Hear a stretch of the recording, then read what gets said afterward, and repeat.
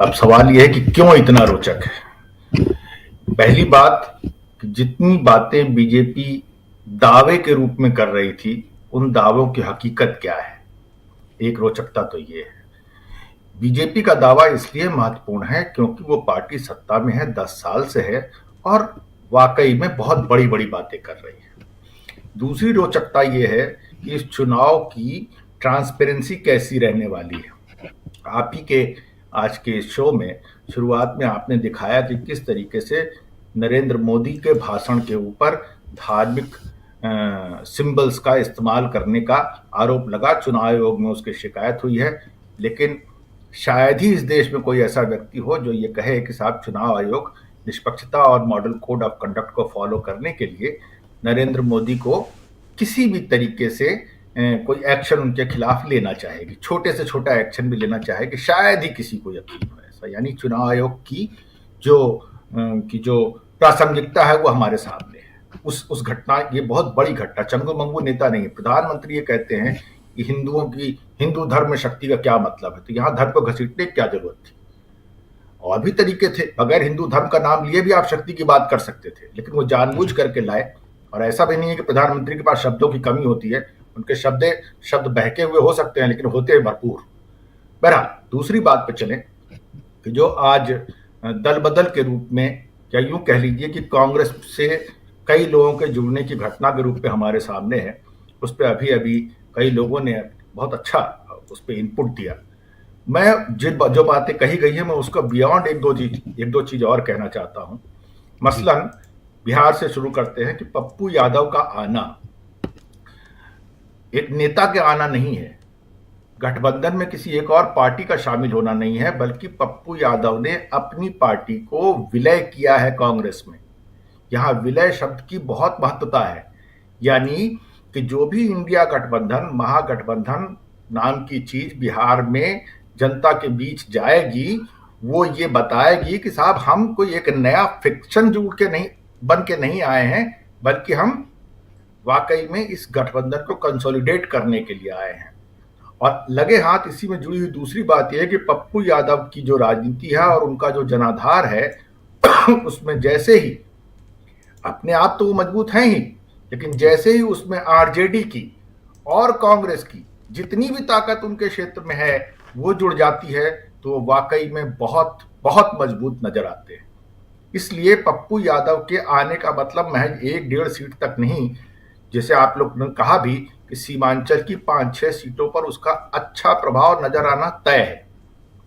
भले ही जो भी चुनाव का नतीजा निकले, लेकिन यकीन जानिए कि ऐसी टक्कर वहां देखने को मिलेगी कि मुझे लगता है कि जो इनके विरोध में खड़ा होगा उसकी भी चूलें हिल जाएंगी। दूसरी बात पे हम, हालांकि ये बात मानी जा सकती है कि जब इतने सारी चीजें इनके पक्ष में है तो चुनाव यही जीतेंगे, ये माना जा सकता है। लेकिन फिर भी चलिए मान लेते हैं थोड़ी देर के लिए, एजम्पशन के लिए, कि अगर इनके खिलाफ नीतीश और बीजेपी, उन लोगों ने कुछ एक्स्ट्रा ऑर्डिनरी कर दिया, चाहे वो ईवीएम के रूप में हो, चाहे वो धन बल के रूप में हो, चाहे वो किसी अन्य बल के रूप में हो, तो भी टक्कर ऐसी जबरदस्त होगी कि चूल्हे हिल जाएंगी। ये एक बात मुझे कहनी थी पप्पू यादव के रेफरेंस पे। जो बात दानिश अली के रेफरेंस में है, प्रशांत की बात से मैं पूरी तरह सहमत हूं कि उत्तर प्रदेश में, या उसी बात को सुनील जी ने भी बहुत स्ट्रांग किया, मजबूत किया, कि उत्तर प्रदेश में दानिश अली एक ऐसे मुस्लिम चेहरा हैं जिस मुस्लिम चेहरे के माध्यम से जमीन पे ये मैसेज देना बहुत आसान हो गया है इंडिया गठबंधन के लिए, और उसका फायदा समाजवादी पार्टी को भी मिलेगा कि जो भी अल्पसंख्यक वोट है उसको अपनी कंसंट्रेशन कहां रखनी चाहिए, या इंडिया गठबंधन के साथ क्यों रखनी चाहिए, क्यों उसका वोट बंटना नहीं चाहिए। हालांकि ये दूसरी तरफ पोलराइजेशन का भी एक बाई प्रोडक्ट पैदा करता है, लेकिन वो तो वैसे भी कर रहा है, वो तो वैसे भी कर रहा है। तो एक चीज तो यहां पर इसकी जो मुझे दिखती है, दानिश अली के आने से उत्तर प्रदेश पे ये इंपैक्ट होगा।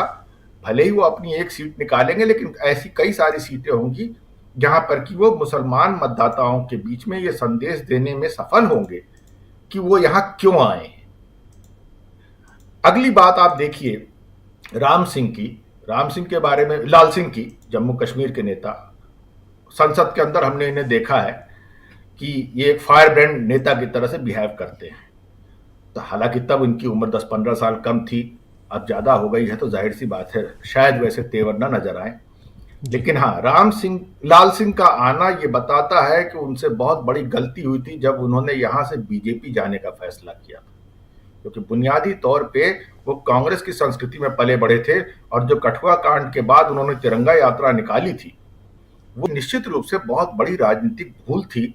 लेकिन शायद वो उन्होंने इसलिए किया कि आला कमान खुश हो जाएगा और कहीं हमको अंतरी मंत्री बना देगा। राजनीति में इस तरह के दांव पेच होते हैं, खेले जाते हैं। कई बार आपकी चाल सीधी पड़ती है, सही पड़ती है, निशाने पे पड़ती है, और कई बार आपको बैकफायर कर जाती है। तो उसको भी बैकफायर किया। लेकिन हाँ, अभी जो ये यहाँ आए हैं, ये डैमेज कंट्रोल के लिए आए हैं। यहाँ इस बात को समझना पड़ेगा, और ये सही है कि उनके पास एक ठीक जनाधार है जम्मू कश्मीर में।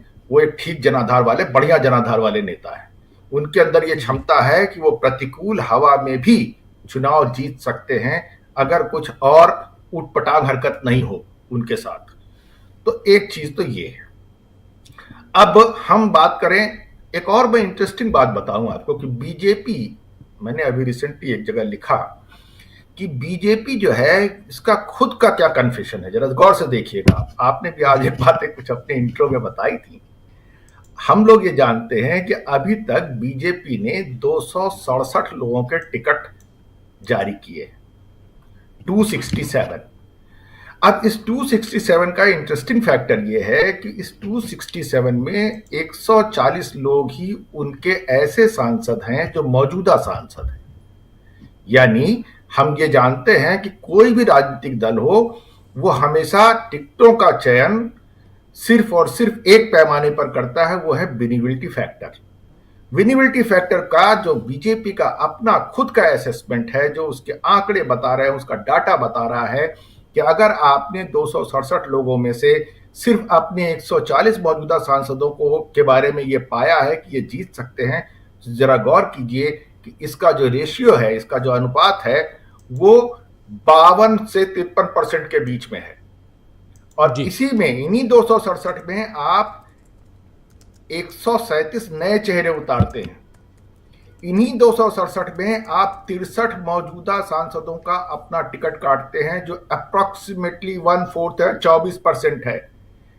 अब आप जरा इसका एनालिसिस समझिए। इसका एनालिसिस ये है कि अगर आप ये मानते हैं कि आपके 267 में से 63 सांसद ऐसे हैं, एक चौथाई ऐसे हैं जो कि आपके तमाम पराक्रमी नेतृत्व के बावजूद, तमाम उपलब्धियों के बावजूद चुनाव जीतने की दशा में नहीं है। ये वही लोग हैं जो 2019 में चुनाव जीत के आए थे, और इनके जीतने के पीछे कहा गया था ये मोदी की आंधी के का इनको फल मिला है, इनको नतीजा मिला है। तो ये सीधी सी दूसरी तरफ यही आंकड़ा, यानी अगर आप 267 में से 140 मौजूदा सांसदों को ही रिपीट करते हैं, जो 52 से 53% है, इसका मतलब साफ है कि आपको साफ दिख रहा है कि आपके आधे सांसद, मौजूदा सांसदों में जितने अभी तक आपने टिकट दिए हैं, उसमें से आधे के करीब 50-55% ही जीत पाएंगे। अगर यही रेशियो हम मल्टीप्लाई कर दें आपकी रेस्ट से, जी। यानी तीसरा, तो देखिए कि आप खुद क्या ये मान रहे हैं कि हमारी मौजूदा स्थिति, हमारी लोकप्रियता की, प्रधानमंत्री मोदी की लोकप्रियता की मौजूदा स्थिति यह है कि वो तकरीबन आधी सीटें नहीं जीतने की दशा में अपने आप को देख रहे हैं। वो बात अलग है कि वो जो नए चेहरे उतार रहे हैं, उन नए चेहरों को उन्होंने पहले भी कई जगह आजमाया है। मध्य प्रदेश में आजमाया, छत्तीसगढ़ में आजमाया, गुजरात में आजमाया है, और वहां उनको उसका फायदा मिला है। तो ये ठीक है कि आप अपने आजमाए हुए नुस्खे को फिर से आजमाना चाहते हैं, इसमें कोई बुरी बात नहीं। लेकिन अभी तक का जो आपका आंकड़ा बताता है, वो ये बताता है कि जी बिल्कुल। आपकी स्थिति अच्छी नहीं है। दूसरी बात, तमाम लोगों ने, तमाम हम लोग जानते हैं कि किस तरीके से पेड मीडिया ने तरह तरह के पोल सर्वे कराए हैं। तमाम लोगों ने ऐसे भी पोल सर्वे कराए हैं जो साफ साफ बता रहे हैं, और ऐसे ट्वीट घूम रहे हैं। मैंने कोशिश की है अब आपके यहां भेजने के ऐसे कुछ ट्वीट को, अगर देखिए मुमकिन होगा शायद उसे रुद्र चला सकें। वो ट्वीट बता रहे हैं कि किस तरीके से प्रधानमंत्री मोदी की लोकप्रियता में गिरावट आई है और राहुल गांधी की लोकप्रियता बहुत ऊपर गई है। इसमें बीजेपी के भी लोग हैं जिन्होंने इस तरह के ट्वीट किए। एक और बात जी। आपको अंदर की बताऊं, सभी पार्टियों की तरह बीजेपी भी जमीनी जायजा लेने के लिए तरह तरह के सर्वेक्षण कराती है। बिल्कुल। स्थिति यह है कि बीजेपी के नेता ये कह रहे हैं कि साहब देखिए हमारी सर्वेक्षण में तो 200 210 के आसपास सीटें दिख रही हैं, हालांकि हम पूरी ताकत लगा देंगे, एड़ी चोटी एक कर देंगे, आकाश पाताल एक कर देंगे, और हम जो है वो 302 से आंकड़ा पार करेंगे। हम 300 भी जाने की कोशिश करेंगे और 400 जाने की भी कोशिश करेंगे, तो कोशिश तो अलग चीज है। लेकिन अगर आपका ही